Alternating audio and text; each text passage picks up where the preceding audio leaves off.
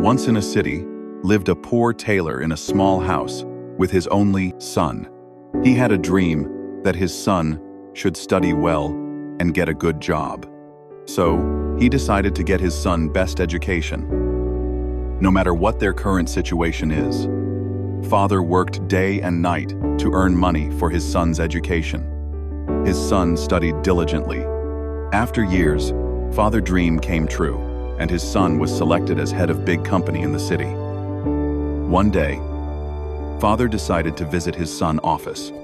When father came to see his son in office, he saw that his son was sitting in his luxurious chair, in his big and luxurious office.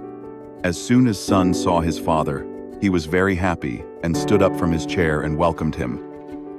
Father smiled and made his son sit on chair and stood behind his son, placing his hands on son's shoulder and said, "Son, what do you think?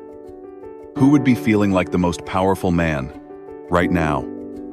Before father could speak any further, son said, "Father, I feel like I am the most powerful person."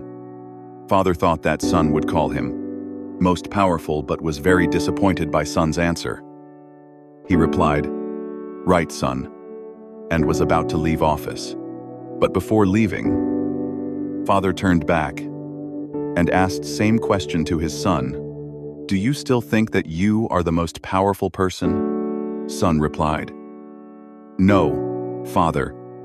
If anyone is most powerful person, it is you.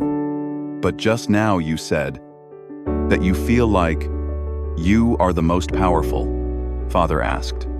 Son smiled and replied, "Yes, I said that because at that time, the hand of most powerful person in the world were on my shoulders. So at that time, I felt myself to be most powerful." Hearing this, father for tears in his eyes and hugged his son.